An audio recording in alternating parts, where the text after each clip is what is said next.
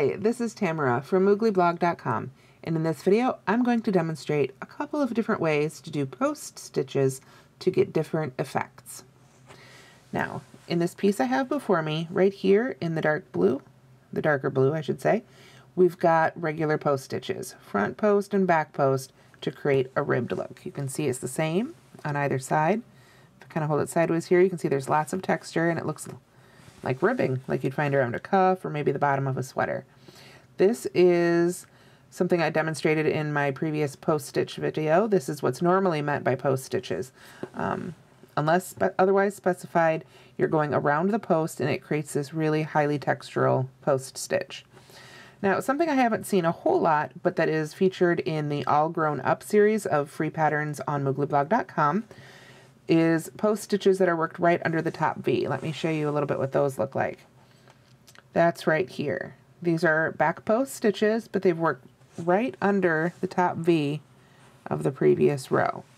So rather than going down around the post, normally the post stitch would be worked here. These are worked right under the top V of the stitch here. And you can see it creates this really neat sort of pinstriped look. That's what I call it. That's what it makes me think of. This is when you work the back post stitches. You're coming from behind and wrapping around and pulling the loop back around. Let me turn this inside out here. And you can see this is what it looks like if you're doing the front post stitches. Because of course they're just the opposite of each other. And you can see it actually creates a really smooth, kind of a unusual, neat, but a really clean line to the stripes. Because you don't see one color worked into another, you get a really clean break. So this can be a really neat effect. So let me show you really quick how the difference is made here. I have here a series of double crochets, actually foundation double crochets, but they could be any stitches here. And if I was going to work, let me grab a different color yarn here so we can really see the difference. If I were going to work a series of post stitches, I would normally insert my hook for a front post stitch. I would go around the post like so, yarn over, and finish my stitch. This is a front post double crochet. It could be any number or any height of stitch, of course. There we are. Double crochet. Let's do that one more time.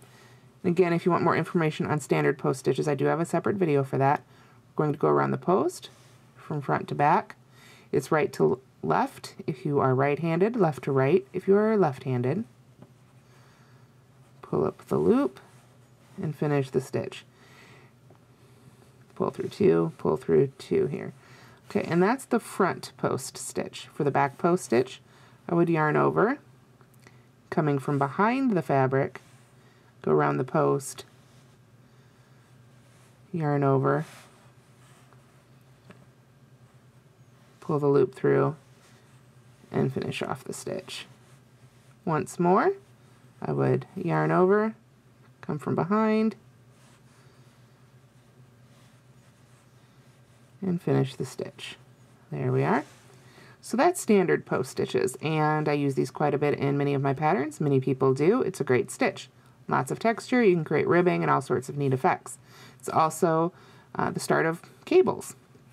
Cables, of course, you'd be crisscrossing them and all over, but really it just comes to post stitches. But now I want to show you how to get that pinstripe effect. Again, that's just what I call it. But of course, if you work it from the other side, where the pinstripes don't show, the inside of what I just showed you, you create some really clean stripes. So what I'm going to do is, rather than going around this post, I'm going to come, as if I'm making a back post stitch, I'm going to go right under that top V from behind,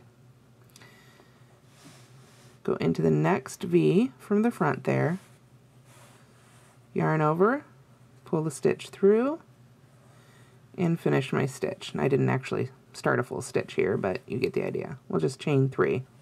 Call that our first double crochet here.